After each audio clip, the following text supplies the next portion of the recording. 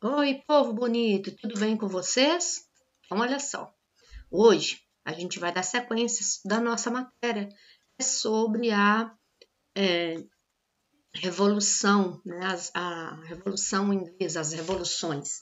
E a gente vai agora trabalhar sobre o governo de Cromwell, né, e a Revolução Gloriosa. Nós vimos que Carlos I, né, ele foi decapitado em 30 de janeiro de 1649. E um dos líderes, né, do exército lá do Novo Tipo, que é o Oliver Cromwell, ele vai assumir, né, agora, vai proclamar uma república na Inglaterra, né, a República Puritana. Ela vai durar de 1649 até 1660, né, vai ter uma parte dessa história que vai ser a ditadura de Oliver Cromwell. E a monarquia, a Câmara dos Lordes, né, vão ser abolidas. Então, como que vai ser o governo agora de Oliver Cromwell? A primeira coisa que ele vai fazer, né, ele vai acabar com as oposições, vai se instalar na República, né, e ele vai instalar um regime chamado de protetorado. Tá? Bom, na Irlanda e na Escócia vai ter movimentos contra o governo dele, na Irlanda católica, na Escócia presbiteriana, e ele vai se impor sobre a Irlanda e a Escócia, vai conseguir sufocar todos os movimentos que estava tendo nessa região, né? E vai fazer a união desses países, que vai ser a formação da comunidade britânica em 1651, que vai unir a Inglaterra, a Irlanda e a Escócia e País de Gales. Tá? Bom, ele vai, né, como já havia dito, ele vai esmagar todas as exposições, principalmente os escavadores. Vai ser um grupo, né, que vai surgir nesse período, e esse grupo ele vai ser responsável, né, por movimentos no qual eles vão fazer várias exigências, né? Eles vão propor a igualdade entre todos, eleições anuais para o parlamento, direito popular de resistir com armas e por aí vai. Esse grupo era chamado de escavadores porque eles se instalaram, né, em várias aldeias e vão começar a semear nessas terras. Vai ser um grupo que vai ser aniquilado nesse período. Bom, ele vai decretar, olha, Oliver Cromwell vai tomar uma decisão muito importante, que é esse decreto de atos de navegações na Inglaterra. Né? O que previa esse ato de navegação, no qual ele vai fortalecer a marinha inglesa, né? Esse decreto era o seguinte: todo navio que fosse transportar algum produto para a Inglaterra, ele tinha que ser um navio da Inglaterra ou um navio da origem do produto, tá? Isso vai provocar uma guerra contra os holandeses, porque os holandeses, eles faziam esse tipo de comércio, né? Alugando os seus navios para fazer transporte de algum produto. A Inglaterra vai vencer os holandeses. Bom, quando vai ser em 1653, o que esse Oliver Cromwell vai criar? Né? Ele vai buscar restaurar a ordem, né, devido às radicalizações que estavam acontecendo naquele período. E ele vai desmanchar o parlamento longo e vai estabelecer uma ditadura por meio de uma constituição no qual ele vai conceder para ele mesmo amplos poderes. Né? Ele vai se declarar como Lorde Protetor da Inglaterra, da Escócia e da Irlanda. Né? Esse cargo ele era vitalício e ele passava de pai para filho, era hereditário. Por isso que neste período vai ser chamado de protetorado. O governo dele, a partir do momento de 1653, vai ser chamado de protetorado.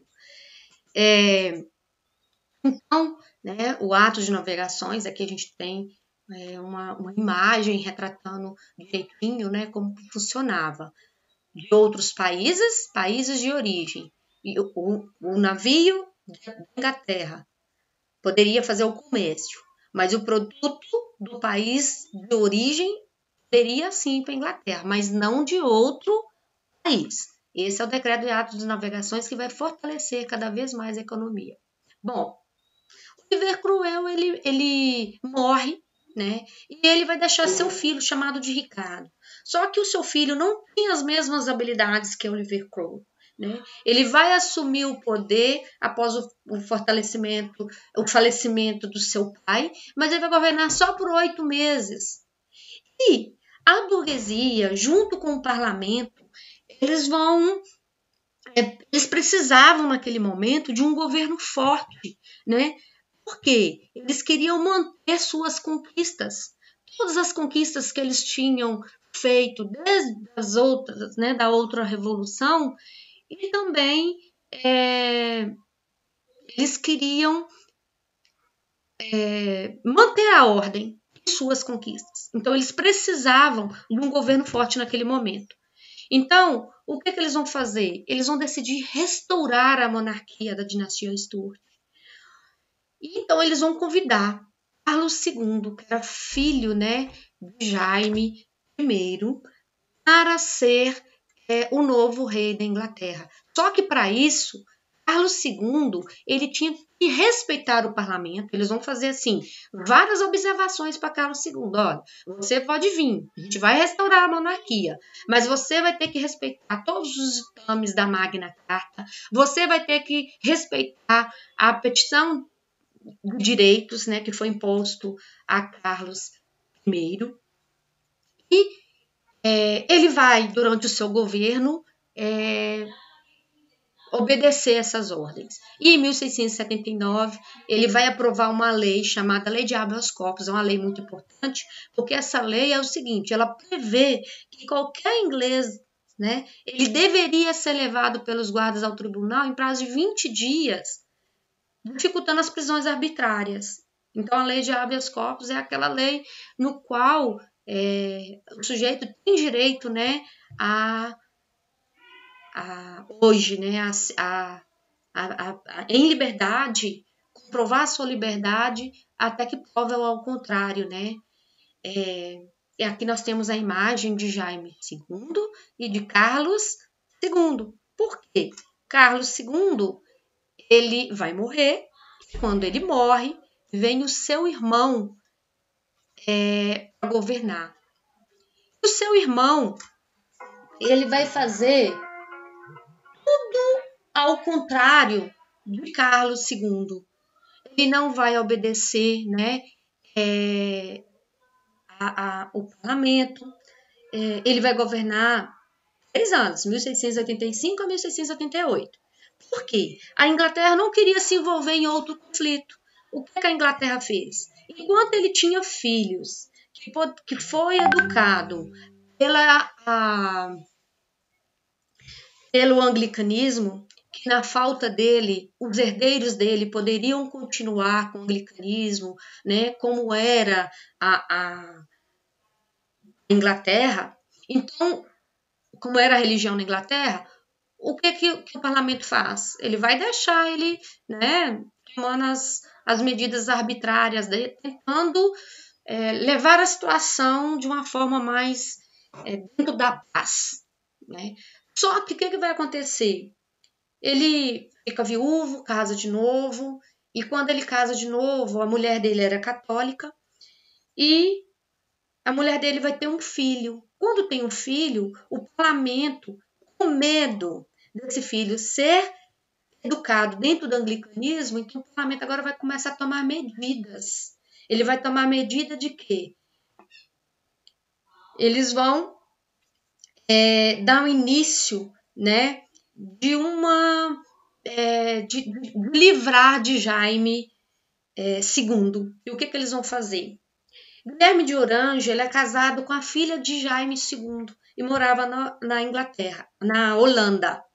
Então, o que o parlamento vai fazer? Vai convidar Guilherme de Orange a ser o rei da Inglaterra, porque a esposa dele, a esposa de Guilherme de Orange, era filho do Jaime II, que foi educado dentro do anglicanismo.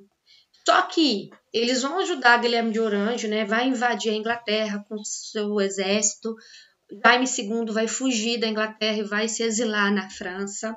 E aí ele vai ter uma série de documentos que ele vai ter que assinar, né?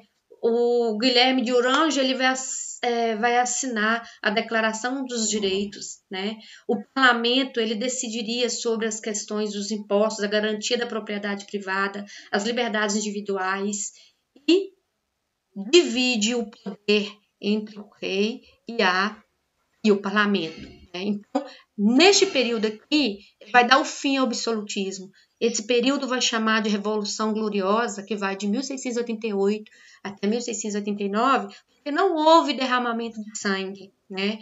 O Jaime II não bateu de frente com o Guilherme de Orange, ele fugiu. Então não houve uma guerra, um confronto, não houve derramamento de sangue. Foi mais por questões, eles resolveram isso através do diálogo, tá? E aí a burguesia ela assume o poder por meio do parlamento. A monarquia ela vai ser uma monarquia parlamentar. Bom, vamos ver os principais pontos aqui da Declaração dos Direitos. Então, os principais pontos são obrigatoriedade de submeter à aprovação das câmaras qualquer previsão de aumento de imposto.